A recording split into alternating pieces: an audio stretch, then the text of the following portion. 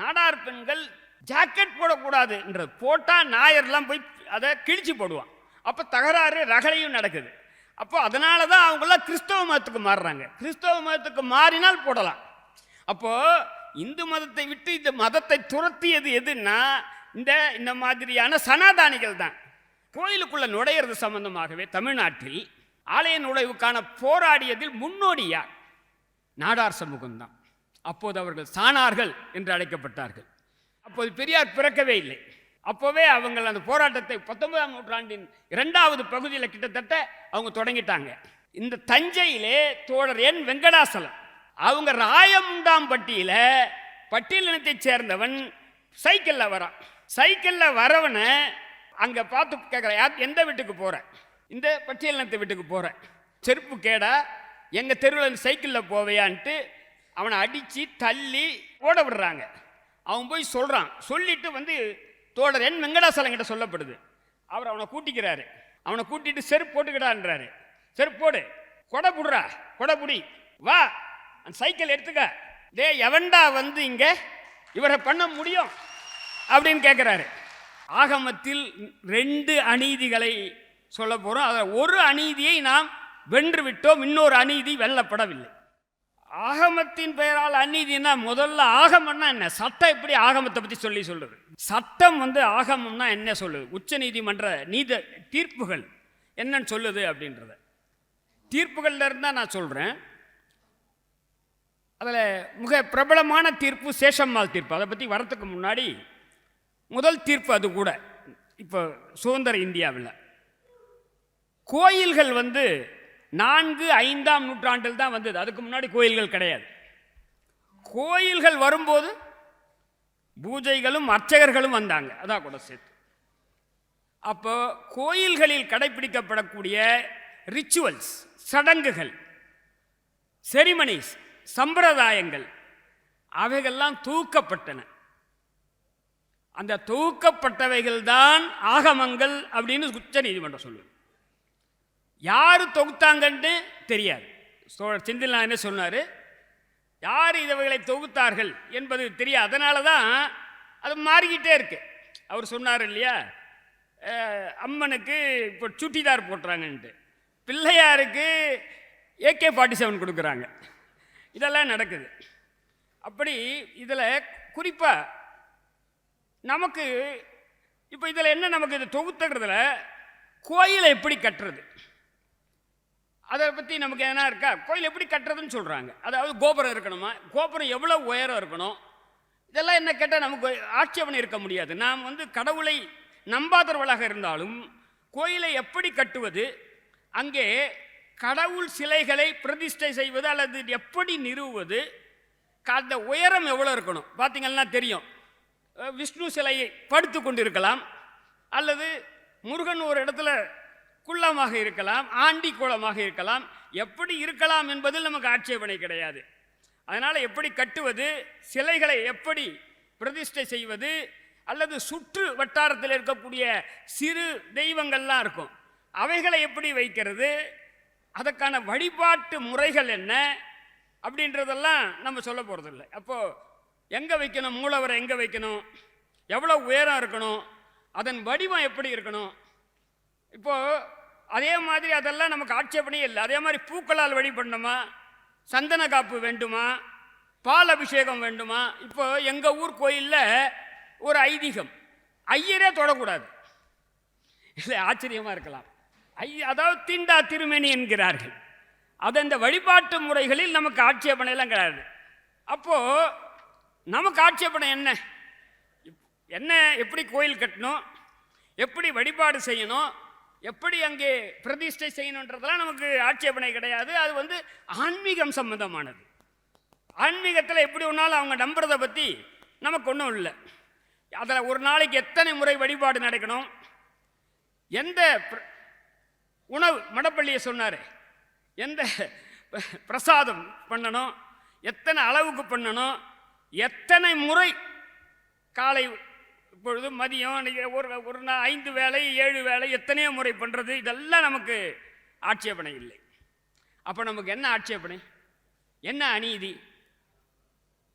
ஆகமத்தில் 2 அநீதிகளை சொல்ல போகிறோம். அதில் ஒரு அநீதியை நாம் வென்று விட்டோம், இன்னொரு அநீதி வெல்லப்படவில்லை. அதுதான் என்னுடைய பேச்சினுடைய சாராம்சமாக இருக்க போகிறது. என்ன ஒன்றுன்னா, ஆகமத்தில் ஒன்று என்ன சொல்லுதுன்னா, ஒரு குறிப்பிட்ட சாதிகளை தவிர ஒரு பல சாதிகள் கோயிலுக்குள் வருவதற்கே அனுமதி இல்லை என்று ஆகமங்கள் சொல்கிறது. இதை சுப்ரீம் கோர்ட் சொல்லுது. இதுதான் நமக்கு ஆட்சேபனையானது. அனைவரும் கோயிலுக்குள்ளே போக முடியாது. அது இன்று வெற்றி பெற்று விட்டோம். எப்போ வெற்றி பெற்றோம்? 1936 முதலில் கேரளாவில் தான் இதற்கு வெற்றி கிடைத்தது. வைக்கம் போராட்டத்தின் வீச்சு அது. Proclamation, first proclamation, all cost can enter the temple. First proclamation game இங்கே ஒன்லி இன் கேரளா. அதை ஃபாலோ பண்ணி தமிழ்நாட்டில் 1937 இதெல்லாம் சுதந்திரத்துக்கு முன்னாடி 37 காங்கிரஸ் இங்கே ஆட்சியை பிடித்த போது, ராஜாஜி முதல்வராக இருந்தபோது 1939 அதே மாதிரி ஒரு சட்டம், இங்கே மாகாண சட்டசபை டெம்பிள் என்ட்ரி ஆத்தரைசேஷன் ஆக்ட் என்ற ஒரு சட்டத்தை போட்டாங்க. அதுதான் முதலாக அனைத்து சாதியினரும் உள்ள போகலாம் அப்படின்ற உரிமை தருது. அப்போ என்ன, அப்போ அதுக்கு அந்த 47 மீண்டும் அந்த சட்டம், இப்போ இருக்க சட்டம் 1947 ஆண்டு சட்டம், அந்த 47 ஆண்டு சட்டம் அதே தான் சொல்லுது. இது ரெண்டுமே சுதந்திரத்திற்கு முன்னாடி வந்தது.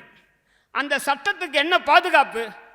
அரசமைப்பு சட்டம் 26/1/1950 அமலுக்கு வந்த அரசமைப்பு சட்டம் இந்த 2 சட்டங்களுக்கும், முதல் சட்டமும் 2வது சட்டத்துக்கு பாதுகாப்பு தருகிறது. எந்த பிரிவு பாதுகாப்பு தருகிறது? நீங்கள்லாம் நிறைய பேர் இப்போ கூகுளில் போட்டு பார்ப்பீங்க, பாருங்க. ஆர்டிகல் 25(2)B, மீண்டும் நான் சொல்கிறேன், ஆர்டிகல் 25(2)B. அதில் என்ன சொல்லுதுன்னா, அரசு சோஷியல் ரிஃபார்முக்காக அல்லது டெம்பிளுக்குள்ளார அனைவரும் போவதற்காக உரிய சட்டங்களை பாராளுமன்றமோ அல்லது சட்டமன்றமோ செய்யலாம். 25 எனி ஆக்ட் மேட் பை ஸ்டேட்னா இங்கே மாநில சட்டசபை அல்லது பாராளுமன்றம் for any social reform 25(2)B இருக்கு பாருங்க. அதன் கீழே இந்த 1947 ஆண்டு சட்டம் பாதுகாக்கப்படுகிறது. அப்போ 1947க்கு முன்னாடி இல்லை 50க்கு முன்னால் இந்தியாவில் நீதிமன்றங்களில் என்ன எப்படி அப்போ நீதிமன்றம் இருந்தது. நம்ம தாத்தா காலத்தில் நீதிமன்றங்கள்லாம் இல்லாமல்லாம் இல்லை.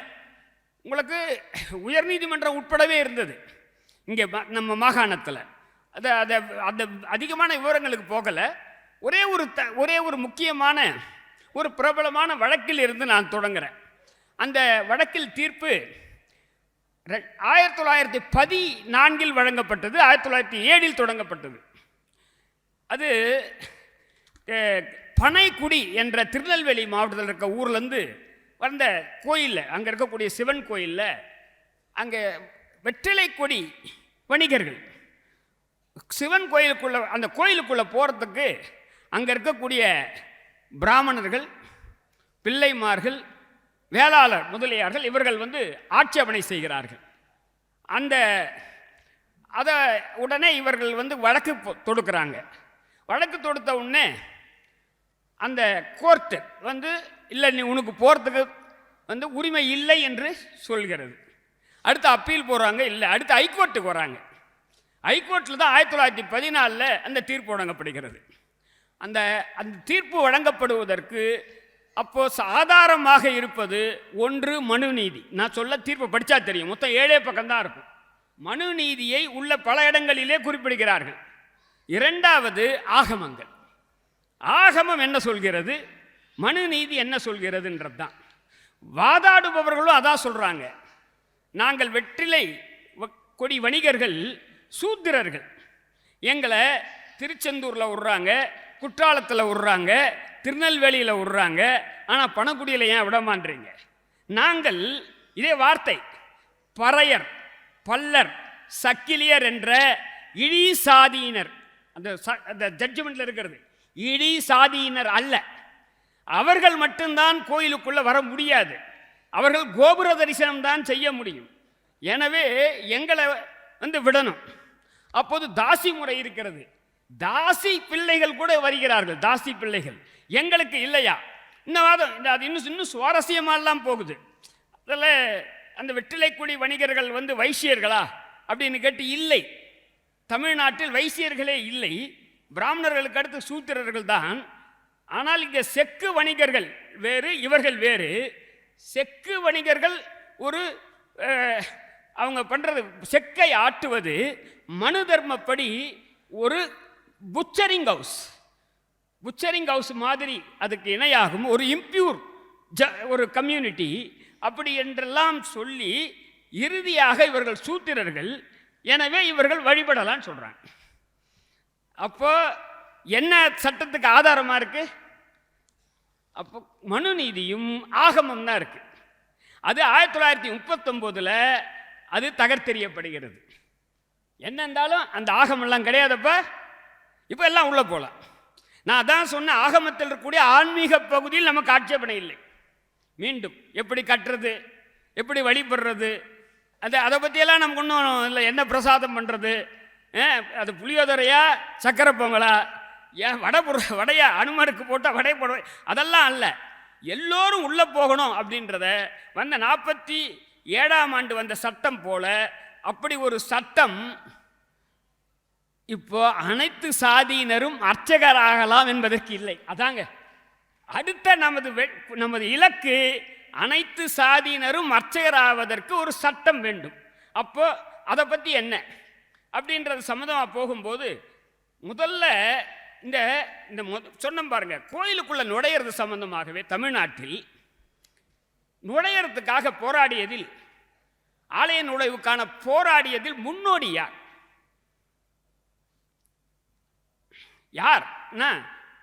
நாடார் சமூகம்தான்.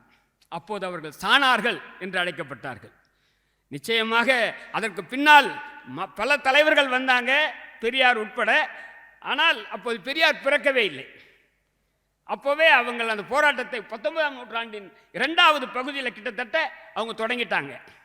அப்போ என்னன்னா 1855 கோயிலுக்கு முன்னால், கோயில் போகிறதுக்கு முன்னாடி அவங்க தெருவில் திருமண ஊர்வலம் போவது, பல்லக்கிலே போகிற சடங்கு, இவைகளையெல்லாம் செய்வதற்கே அனுமதி இல்லை.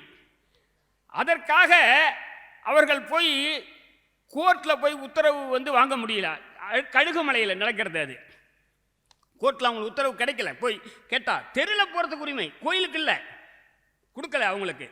1860 அருப்புக்கோட்டையில் அவங்க கோர்ட்டில் போய் உத்தரவு வாங்கிட்டு வராங்க.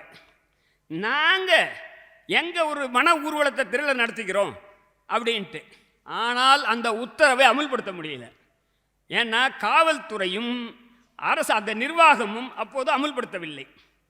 அப்போ இந்த பின்னணியில் தான் இந்த வைக்கம் போராட்டம்லாம், வைக்கம் போராட்டத்துக்கு மிக நீண்ட காலத்துக்கு முன்னாடியே இந்த போராட்டம் நடக்குது. வைக்கத்தை பற்றி சொல்லணும்னா வைக்கம் மட்டும் அல்ல, அப்போ இருக்கிறதுலையே இந்த தீண்டாமை மிக அதிகமான கொடுமையாக இருந்தது அப்போ இன்றைய கேரள பகுதியில் தான். வைக்கம், அம்பலப்புழை, ஹரிப்பாடு, மாவேலிக்கரா, கல்பாத்தி, சுசீந்திரம், இங்கெல்லாம் கூட இந்த பிரச்சனை இருந்தது. வைக்கத்தில் அது கூடுதலாக நடந்தது. அந்த போராட்டத்தை 3 மிகப்பெரிய ஆளுமைகள், பல போராளிகள் இருந்தாங்க. மிகப்பெரிய ஆளுமைகள், 1 பெரியார், 2 மகாத்மா காந்தி. அவர் 10 நாள் அங்கே போராட்டத்துக்கு ஆதரவாக பேசுகிறார். 3 நாராயணகுருவினுடைய ஆதரவும் இருந்தது. அப்படி அது 604 நாட்கள் அங்கே அந்த போராட்டம் நடக்குது. அங்கே என்னன்னா, அப்போது அவர்கள் போராட்டக்காரர்கள் வைத்த 2 செய்தி என்னன்னா, இந்த வீதிகளில், அதாவது கோயிலை சுற்றி இருக்கக்கூடிய வீதியும் அந்த வீதிக்கு போகக்கூடிய வீதிகளும், இவையெல்லாம் தடை செய்யப்பட்ட வீதிகள்.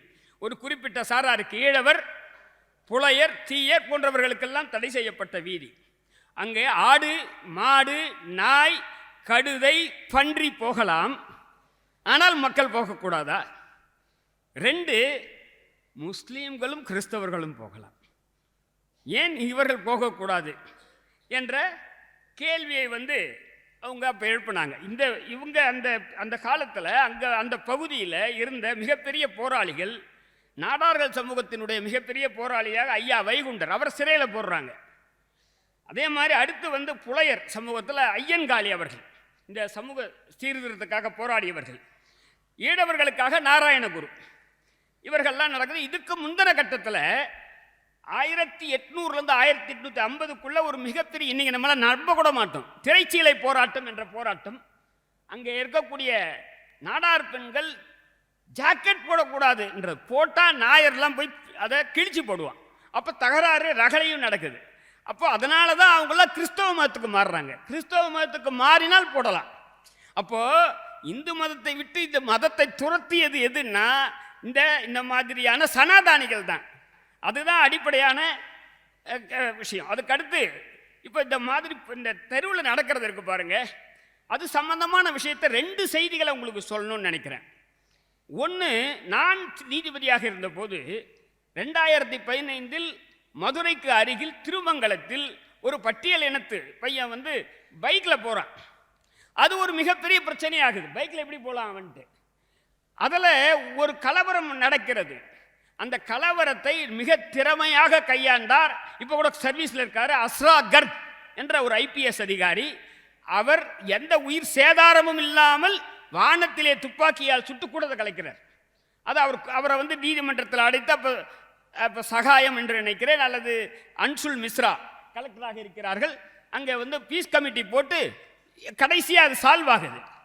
ஏன் நான் சொல்கிறேன்னா, தெருவில் போகிறதும் இன்னும் 100% தீர்க்கப்படவில்லை. அதுக்காக இந்த தகவலை சொல்கிறேன். 2, இந்த தஞ்சையிலே தோழர் என் வெங்கடாசலம் அவருடைய வாழ்க்கை வரலாற்றை படித்தால், அவங்க ராயமுண்டாம்பட்டியில் பட்டியல் இனத்தைச் சேர்ந்தவன் சைக்கிளில் வரான். சைக்கிளில் வரவனை அப்போ அங்கே பார்த்து கேட்குறேன், எந்த வீட்டுக்கு போகிறேன்? இந்த பட்டியல் இனத்தை வீட்டுக்கு போகிறேன். செருப்புவா, உனக்கு செருப்பு கேடா, எங்கள் தெருவில் சைக்கிளில் போவையான்ட்டு அவனை அடித்து தள்ளி அவன் ஓட விடுறாங்க. அவன் போய் சொல்கிறான். சொல்லிட்டு தோழர் என் வெங்கடாசலங்கிட்ட சொல்லப்படுது. அவர் அவனை கூட்டிக்கிறாரு.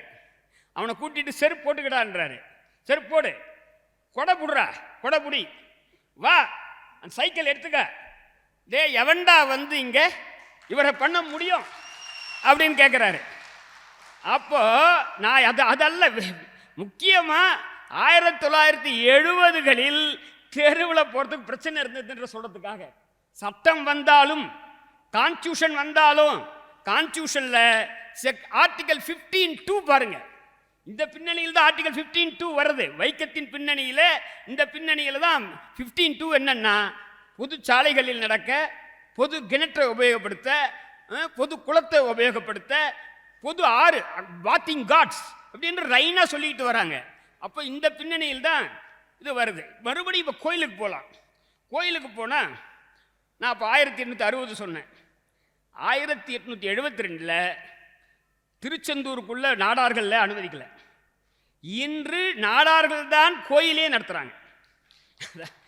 அவங்க அனுமதிச்சாதான் நம்மளாம் போகலாம். கிட்டத்தட்ட அதான் இன்றைக்கி நிலைமை. மதுரை மீனாட்சி அம்மனில் மூக்கன் நாடார் என்பவர் போனதுக்காக தாக்கப்படுகிறார். ஒரு வருஷம் கொலை பண்ணப்படுறாருன்ட்டு, ஒரு வருஷம் தாக்கப்படுகிறாருன்ட்டு. இன்னொன்று, திருச்சுழி கோயிலில் ஒரு கோயிலுக்குள்ளே போனதுக்காக ஐயன் நாடார் என்ற ஒரு கிரிமினல் கோர்ட்டால் தண்டிக்கப்படுகிறார். இந்த கோர்ட்டு நடவடிக்கையை தவிர்ப்பதற்காக 10 நாடார்கள் அங்கே அர்ச்சகர் ஸ்தானிகருக்கு தீட்டு கழிப்பதற்காக 10 ரூபாய், இன்னைக்கு 10 ரூபான்னா 2 லட்சம் ரூபாய் கொடுக்குறாங்க. இதில் முக்கியமாக 1893 சாமி விவேகானந்தர் இங்கே இருந்து சிகாகோ போனார்.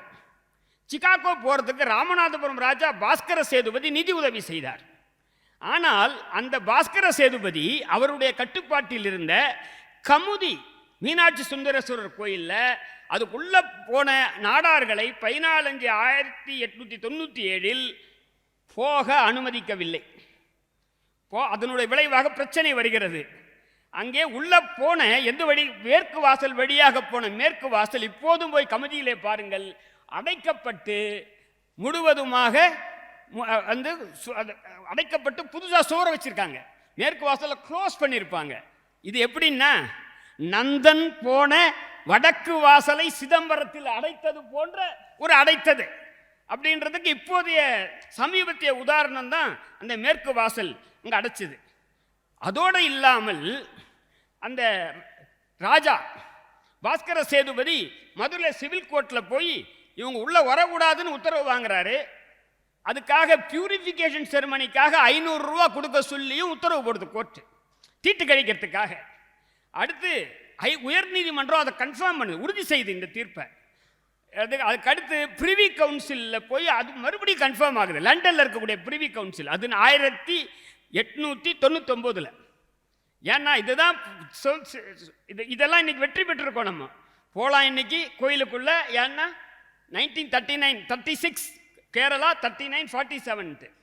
அப்போது அவங்க என்ன அங்கே வாதத்தை வைக்கிறாங்கன்னா, இதே நாடார்கள் தஞ்சாவூரில் எங்களை விடுறாங்க, இங்கே கோயம்புத்தூரில் விடுறாங்க, சவுத் ஆர்காடில் சிதம்பரத்தில் கோயிலில் விடுறாங்க, மதுரையிலேயே கூட பழனியில் விடுறாங்க அப்படின்ட்டு. ஆனால் நீதிமன்றம் அப்படிலாம் சொல்ல. நான் ஏற்கனவே சொன்னல, இப்போ அந்த செக்கு வணிகர்களை பற்றி சொன்ன மாதிரி இந்த கோர்ட்டில் இந்த இதில் சொல்கிறாங்க, இதில் இவர்கள் கல்லை உற்பத்தி செய்யக்கூடிய தென்னை மரத்திலையும் பனை மரத்திலையும் ஏறி அந்த தொழில் செய்யக்கூடிய சாணார்கள் என்பதால் மதுரை மாவட்டத்தில் அனுமதிக்காத பழக்கம் இருக்கிறது. அதான் 3 வார்த்தைங்க, கஸ்டம், யூசேஜ், பிராக்டிஸ் என்ற வார்த்தைகளை தொடர்ந்து சட்டம் பயன்படுத்துது. இந்த இவர்கள் இருக்கிற தொட்டு இவர்களை அனுமதிப்பில்லைன்றது. அந்த தீர்ப்பில் சொல்கிறாங்க, பிராமணர்களுக்கு அடுத்து சூத்திரர், சூத்திரருக்கு கீழே ஒரு லேயர் இருக்கு, அந்த லேயருக்கு கீழே ஷெட்யூல் காஸ்ட். அந்த லேயர் யாருன்னா, சூத்திரருக்கு கீழே இருக்கிறது நாடார், மீனவர், அந்த ஜட்ஜ்மெண்ட்ல சொல்றது, குறவர்கள், தொம்பர்கள். யார் தொம்பர்கள்னா எனக்கு யாரும் தெரியல, தொம்பர்கள் அப்படின்ற ஒரு பேர். இதே செய்தியை கால்டுவெல் அவர்களும் பதிவு செய்திருக்கார் தீர்ப்பில் இல்லாமல். அதுக்கு அடுத்து இன்னொரு பெரிய செய்தி, இன்னொரு பெரிய முக்கியமான செய்தி, 6/6/1899 சிவகாசியில் கோயிலுக்குள் போன முயன்ற நாடார்களில் 27 பேர் கொல்லப்பட்டார்கள். 700 வீடுகள் தீக்கிரையாக்கப்பட்டன. தர்மபுரி போல இருக்கிறதா இப்போது? தர்மபுரி இப்போ நீங்க போய் கொளுத்த முடியாது நாடார் வீட்டெல்லாம். 1958 பேர் கைது செய்யப்பட்டார்கள், 552 பேர் தண்டிக்கப்பட்டார்கள், 7 பேர் தூக்கிலிடப்பட்டார்கள். வாச்சாத்தி தான் அதிகமான எண்ணிக்கையில் குற்றவாளிகள் நினைச்சேன், அதை விட கூடுதலான எண்ணிக்கையில் இங்கே குற்றவாளிகள். அப்போ இந்த பின்னணியில் தான் இந்த பின்னணியில் தான் நம்ம வந்து இந்த 1939 ஆண்டு சட்டமும் 1947 ஆண்டு சட்டமும் கான்ஸ்டியூஷனில் ஆர்டிகல் என்ன, ஆர்டிகல் 25(2)B இதிலிருந்து வர்றது தான் அப்படின்றத நான் சொல்லிடுறேன். இதுக்கு இன்னும் கூட சில விவரங்களை, உங்களுக்கு சுவாரஸ்யமான சில விவரங்களை சொல்லணும்னா, இப்போ 1927 காந்தி வந்து கன்னியாகுமரிக்கு போறார் கோயிலுக்கு. 27 கன்னியாகுமரி திருவிதாங்கூர் சமஸ்தானத்தில் இருக்கு. அங்கே காந்தியை உள்ளே அனுமதிக்கவில்லை. ஏன் அனுமதிக்கல? அவர் வைசியர். ஏன் அனுமதிக்கல? அந்த அப்போது இருக்கக்கூடிய அந்த மனு நீதிப்படி அல்லது ஆகமப்படி அவர் கடல் கடந்து போனவர். இல்லை, இதான் கடல் கடந்து போனதால் அவரை அனுமதிக்க மாட்டேன்றாங்க. 1934 காந்தி மதுரைக்கு வராரு. அவரை மீனாட்சி அம்மன் கோயிலுக்கு கூப்பிடுறாங்க. அவர் மறுக்கிறாரு. ஏன் மறுக்கிறாருன்னா, இங்கே பட்டியல் இனத்தவர்களும் நாடார்களும் உள்ளே போகிறதுக்கு அனுமதி இல்லை, அதனால் நான் போக மாட்டேன்றார் 34. அடுத்து நான் சொன்ன 1936 கேரளா ப்ரொக்ளமேஷன். அப்போ திருவிதாங்கூர் கிட்ட தான் கன்னியாகுமரி இருக்கு. 37 மீண்டும் கன்னியாகுமரி வந்த காந்தி கன்னியாகுமரி கோயிலுக்குள்ளே போகிறார்.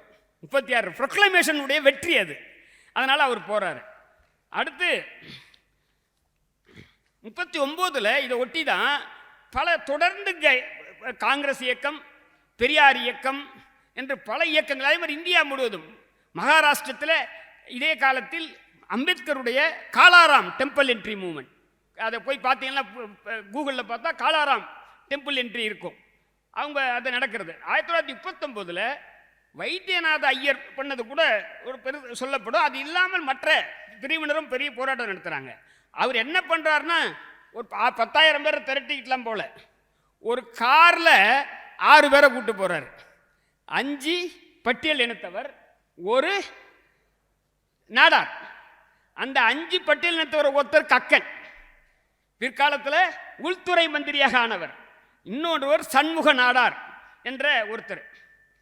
இந்த உள்ள போற இந்த மாதிரியான 47 சட்டம் வந்தாலும், 39 வந்தாலும், பின்னாடி 47 வந்தாலும், கான்ஸ்டியூஷனில் 25(2)B இருந்தாலும் கிட்டத்தட்ட 1960 வரை உள்ள போறது சம்பந்தமான சண்டை உச்ச நீதிமன்றம் வரை பல வழக்குகளில் நடக்குது. அதுல ஒரு முக்கியமான வழக்கு 5 நீதிபதி கொண்ட வழக்கு. அந்த வழக்குக்கு ஸ்ரீ வெங்கட ரமணா தேவரு கேஸ்ன்னு சொல்றாங்க. ஸ்ரீ வெங்கட ரமண தேவரு கேஸ். அது ஸ்ரீ வெங்கட ரமணா கோயில் சவுத் கனடாவில் இருக்கிறது, கர்நாடகாவில். அந்த கோயிலை நிர்வகிக்கிறவங்க கவுட சரஸ்வத பிராமணர்கள். அவர்கள் சொல்றாங்க, ஆர்டிகல் 26B படி இந்த கோயிலை எங்க கோயில் இது, நாங்க ஸ்தாபிச்சிருக்கோம், நாங்க நிறுவி இருக்கோம், உள்ள யாரு வரணும்ன்றது நாங்க தீர்மானிப்போம், உள்ள யார் வரணும் என்பதை நாங்க, அது பப்ளிக் டெம்பிள் சொல்றாங்க. அப்போ சென்னை உயர்நீதிமன்றம் அதை நிராகரிக்குது. உச்ச நீதிமன்றத்தில் 5 நீதிபதிகள் கிட்ட போறது. 5 நீதிபதிகள் முன்னால் MK நம்பியார், KK வேணுகோபாலுடைய தந்தை அவர்களுக்காக வாதாடுகிறார். அப்போ உச்ச நீதிமன்றம் சொல்லுது, அதிகமாக வாதாடினா நாங்கள் ஒரு நிறைய எழுத வேண்டியதா போயிடு இல்லைன்னு அவர் கேட்குறாங்க. அதை சொல்றாரு. 26B கீழே வாதாடுறாரு. அப்போ உச்ச நீதிமன்றம் உண்மையில் அந்த தீர்ப்பிலே மிக முக்கியமாக சொல்லிச்சு, 26B 25(2)Bக்கு கீழ்ப்பட்டதுதான். அது மிக முக்கியமான தீர்ப்பு. 25(2)Bல 1947 ஆண்டு சட்டம் இருக்குன்னா, that will prevail over your right under article 26B. நீ நிர்வாகியாக இருந்தாலும் அந்த சட்டத்தின் கீழே நீ கட்டுப்பட்டவங்கன்ற ஒரு முக்கியமான தரப்பு நடந்து. இப்போ இறுதியாக அந்த முடிக்கிறதுக்கு, இந்த செய்தியை முடிக்கிறதுக்கு முன்னாடி இப்போ கூட என்னங்க, நான் நடக்கிறதுல பிரச்சனை சொன்ன மாதிரி கோயிலுக்கு போகிறதுல வேங்க வயலில் பிரச்சனைன்னு போனால் கோயிலுக்கு பிரச்சனை ஆகுது. கவிதாராம கோயிலுக்குள்ளே கூட்டு போகிறாங்க. அப்போ என்ன, இன்னும் கோயில் போகிற பிரச்சனை இருக்கு. அவ மேல்பாதி விழுப்புரம் பக்கத்தில் அங்கே இருக்கு. இங்கே தீண்டாமை சுவரை இடித்தார்கள் உத்தபுரத்தில். இடிச்சிட்டு அங்கே இருக்கக்கூடிய முத்தாளம்மன் கோயிலுக்கு உள்ளே போகிறதுக்கு ஹைகோர்ட்டில் போய் பர்மிஷன் வாங்குறாங்க. பர்மிஷன் ஹைகோர்ட் கொடுக்குது. உள்ளே போனால் பொங்கல் வைக்கிறதுக்கு கோர்ட் பர்மிஷன், பொங்கல் வைக்க விட மாட்டான். அவ போலீஸ் சொல்கிறான், நீ பர்மிஷன் உள்ள வரத்துக்கு தான் வாங்கியிருக்க, பொங்கல் வைக்கிறதுக்கு வாங்கலை. அப்போ இன்னும் இந்த பிரச்சனை இருக்குன்னு சொல்ற. ரவிக்குமார் VCK உன்னுடைய MP சொல்றாரு, விழுப்புரத்தில் மட்டும் 300 கோயில்களில் அனுமதி இல்லைன்ட்டு. சேகர் பாபு சொல்றாரு, இல்லை இல்லை அது அதிகம், தமிழ்நாடு ஃபுல்லாக 53 கோயிலில் இல்லைன்றார். இல்லை இதெல்லாம் பத்திரிகை செய்தி. எனவே இந்த பிரச்சனை முதல்ல சொன்ன மாதிரி தெருக்களில் நடக்கக்கூடிய உரிமை, இல்லை அர்ச்சகராக இன்னைக்கு கோயிலில் போகக்கூடிய உரிமை, இவைகள்லாம் பெரிய அளவில் வெற்றி பெற்றிருந்தாலும், சட்டபூர்வமாக வெற்றி பெற்றிருந்தாலும், அரசமைப்பு ரீதியாக சட்டம், முக்கியமாக சட்டம் 1947 போட்டிருந்தாலும் இன்னும் கூட கொஞ்சம் இருக்கு. முழுக்க சொல்ல இன்னைக்கு 1914 மாதிரி வெற்றிலை கொடி வணிகர்கள் மாதிரி கோயிலுக்குள்ள போனா இன்னைக்கு தடுப்பார்களா என்றால் தடுக்க முடியாது. ஏன்னா இன்னைக்கு சட்டம் 1947 சட்டம் இருக்கிறது, ஆர்டிகல் 25(2)B இருக்கிறது, ஆர்டிகல் 17 இருக்கிறது, அன்டச்சபிலிட்டியை ப்ரொஹிபிட் பண்ணுறதுக்கு, அதனால் தடுக்கிறதுக்கு. எனவே அது இல்லை. அப்போ அர்ச்சகர் ஆகிற உரிமை என்ன? அர்ச்சகர் ஆகிறதுக்கு என்ன ரைட் இருக்கு? இப்போ 1939 சட்டம் மாதிரி 39 சட்டத்தை ரீப்ளேஸ் பண்ணி 47 சட்டம் மாதிரி அர்ச்சகருக்கு சட்டம் இருக்கா? இல்லையா? இந்து ரிலீஜியஸ் HRNC ஆக்ட் இருக்கு இல்லையா, என்டோமெண்ட் ஆக்டில் 1970 கருணாநிதி அவர்கள் ஒரு திருத்தத்தை கொண்டு வந்தார். அந்த திருத்தத்தில் அவர் அந்த ஹெரிடிட்டரி அப்பாயின்மெண்ட்டை தடை பண்ணுறார். அதை விட முக்கியம் என்னென்னா, அந்த சட்டத்தோட ஆப்ஜெக்ட்ஸ் அண்ட் ரீசன் பாங்க, நோக்கம் இருக்கு பாருங்க, அந்த நோக்கம் மிக முக்கியமானது. அதுக்குள்ளே இப்போ டைம் இல்லா தொட்டு சொல்ல, அந்த கமிட்டியே பட்டியலினத்தவர் பழங்குடியினர் நலன் சம்பந்தமாக போடப்பட்ட கமிட்டி. அவங்க கொடுத்த அறிக்கையின் அடிப்படையில் தான் அந்த திருத்தம் கொண்டு வராங்க. அதில் அனைத்து சாதியினரும் அர்ச்சகர் ஆக வேண்டும் என்றது தான் அந்த கமிட்டி கொடுத்த அறிக்கை. ஆனால் கடைசியாக என்ன ஆகுதுன்னா, ஹெரிடிட்டரி மட்டும்தான் அதை வந்து உச்சநீதிமன்றம் நேராக போகிறாங்க. உச்சநீதிமன்றத்துக்கு அவங்க ஹைகோர்ட்லாம் இல்லை, ஸ்ட்ரைட்டாக உச்சநீதிமன்றம் போகிறாங்க. அப்போ பல்கிவாலா அவர்களுக்கு வாதாடுகிறார் இந்த முறை. அங்கே உச்சநீதிமன்றத்தில் இதில் என்ன சொல்கிறாங்கன்னா, ஹெரிடிட்டரி முறை மட்டும்தான் போயிருக்கு, ஆனால் ஆகமத்தில் ஒரு குறிப்பிட்ட டினாமினேஷன் குரூப் சப்குரூப், அதாவது ஒரு சாதிக்குள்ளே தான் போடணுன்ற கஷ்டம் இருக்கு பாருங்க, ப்ராக்டிஸ் ஆர் யூசேஜ், அதுக்குள்ளார போகலை. அதை முறியடிப்பதற்காக எப்படி 47வது சட்டம் வந்து அது அந்த மாதிரி போகலை. இந்த ஹெரிடிட்டரி அப்பாயின்மெண்ட்டை வந்து ஒழிக்கலாம் அப்படின்னு சொல்லி முடிச்சிடுறாங்க. அதை முடிச்சுட்டு அதோட கருணாநிதி கதை அவருக்கு முடிஞ்சு போச்சு. மீது 2006 வந்தபோது கருணாநிதி மறுபடியும் ஒரு முயற்சி பண்ணுறார். அரசாணை 118 என்ற ஒரு அரசாணை போடுறாரு. 23/5/2006 தமிழ் வளர்ச்சி பண்பாடு அறநிலையத்துறை. அதில் அனைத்து சாதியினரும் தகுதி இருந்தால் ஆகலாம், அதுக்காக அர்ச்சகர் பயிற்சி நிலையங்கள் உருவாக்குறார். அப்போது அவருக்கு அட்வைஸ் பண்ணுறாங்க, ஐயா 25(2)B ஜீவோ காணாது, சட்டம் போடணுன்னு இருக்கு அதில், அதனால் நீங்கள் சட்டம் போடுங்கன்றாங்க. அவர் ஒரு அவசர, அப்போ அசம்பிளி கூடலை, அதனால் அவசர சட்டம் போடுறாரு. 14 ஜூன் 2006 அவசர சட்டம் போடுகிறார். அந்த அவசர சட்டத்தை எதிர்த்து சேஷம்மாள், முதல்ல சொன்ன சேஷம்மாள் வழக்கு இருக்கே, அந்த அதாவது ஹெரிடிட்டரி ட்ரஸ்டி வழக்கு மாதிரி இந்த வழக்கிலே அதை வந்து உடனடியாக 14 ஆகஸ்ட் 2006 நேராக சுப்ரீம் கோர்ட்டுக்கு போகிறாங்க. இந்த முறை வந்து அவங்களுக்கு பராசரன் அப்பியர் ஆகிறாரு, அவங்களுக்கு தடை கிடைக்குது. அதாவது அவசர சட்டத்துக்கு தடை கொடுக்குறாங்க. தடை கொடுத்த அந்த 3 நீதிபதிகள் சீஃப் ஜஸ்டிஸ் சபர்வால், தாக்கர், 3வது பெயர் மார்கண்டேய கட்ஜு. உங்களுக்கு அவருக்கு அந்த தடை கொடுத்த விளைவு என்ன? அவசர சட்டத்துக்கு ஆயுள் 6 மாதம், அதற்குள்ளார சட்டம் போட்டாகணும். போடாட்டிக்கு போனால் சட்டம் போயிடும். அப்போது என்ன ஆகுதுன்னா அது இல்லாமல் போகுது. அதனுடைய விளைவாக அதை நம்ம ஷார்ட்டாக சொல்லணும்னா அதனுடைய விளைவாக அப்போது இதுவரைக்கும் அந்த மாதிரி ஒரு சட்டம் வந்து இதுவரையில் இங்கே போடப்படவில்லை. அப்போது இப்போ நம்முடைய இப்போ நோக்கம் என்ன? இப்போது நம்முடைய நோக்கம் வந்து அப்படி ஒரு சட்டம் போடுவதற்கு முயற்சி செய்யணும். இதுக்கிடையில் அவங்க என்ன பண்ணுறாங்க? இப்போ வந்த உடனேன்னா இப்போ அவங்க நான் சொல்கிற சனாதானிகள் இப்போ ஸ்டாலினுடைய ஆட்சி காலத்தில் அவர் என்ன பண்ணுறாரு, 2019 அதிமுக ஆட்சி காலத்தில் ஒரு சில விதிகளை வகுக்கிறாங்க. அந்த விதிகளை கீழே, அந்த விதிகள் கீழே தான் இவர் நியமனம் பண்ணுறாரு, நான் பிராமின் அர்ச்சகர்கள் நியமனம் பண்ணுறாரு. அது எதிர்த்து ஒரு 25 வழக்குகளை தாக்கல் செய்கிறார்கள்.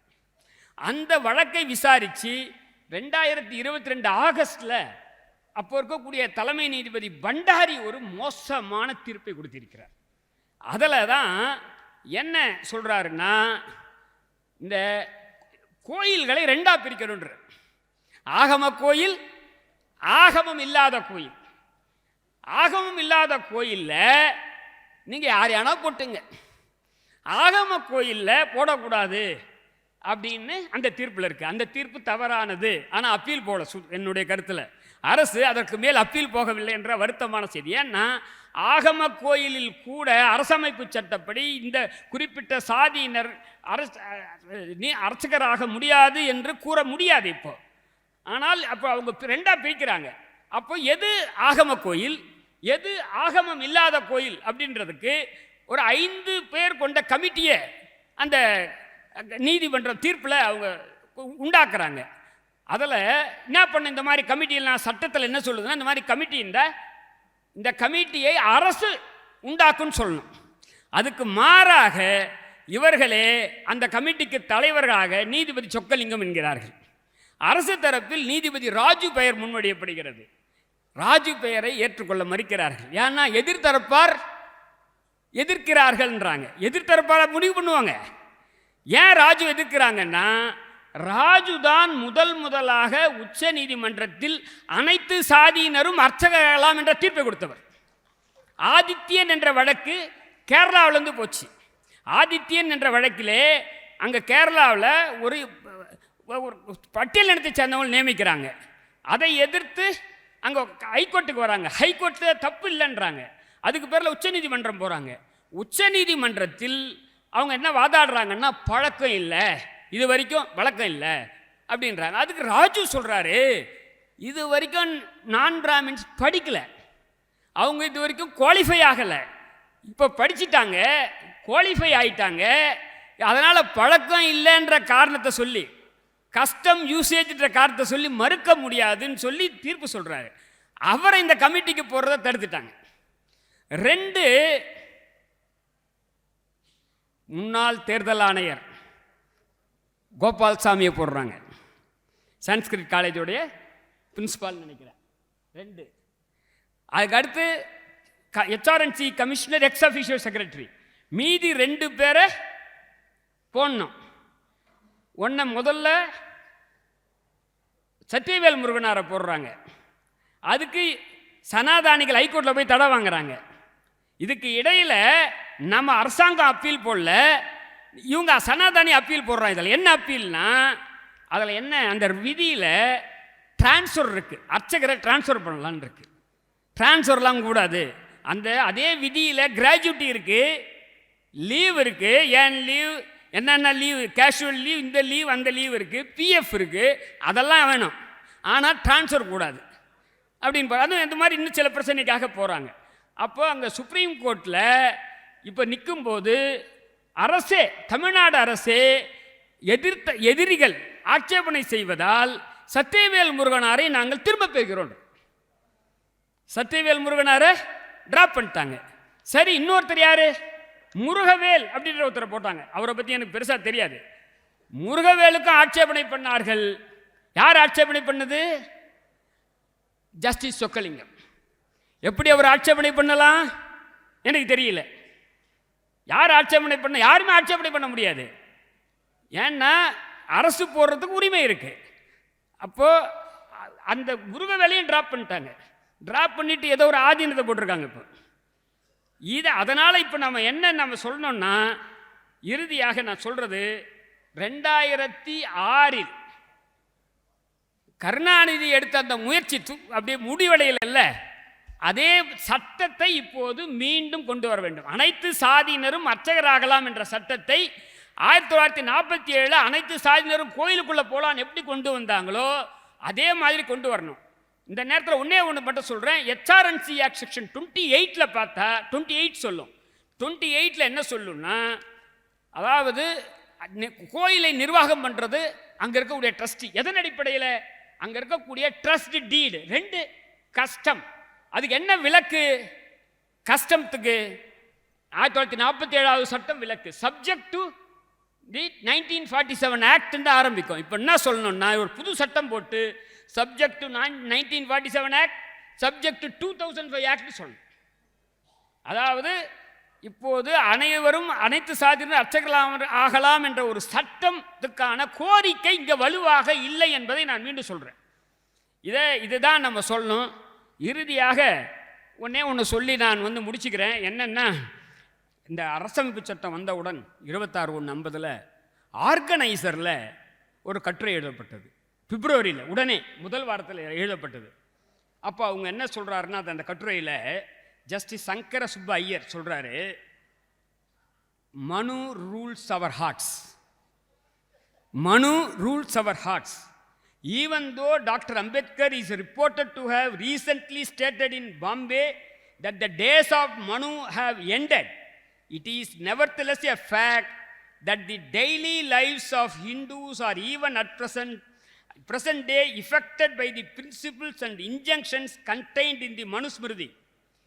Anyone even remotely familiar with the Manusmriti knows with what contempt it treats Dalit and women. எனவே இதான் இன்னைக்கு அதை சொன்னவங்க தான் ஆட்சியில் இருக்காங்க. அதனால தான் திருப்பரங்குன்றங்கள் நடக்குது. அதனால் நம்முடைய முக்கியமான தேவை ஒரு சட்டம். அந்த சட்டம் இயற்றினால் நிச்சயமாக 1947 வெற்றி பெற்றது போல இன்று அனைவரும் உள்ளே போகலாம் என்ற ஒரு சட்ட நிலைமை இருப்பது போல அனைவரும் அர்ச்சகராகலாம் என்ற நிலைமை வரும். நன்றி, வணக்கம்.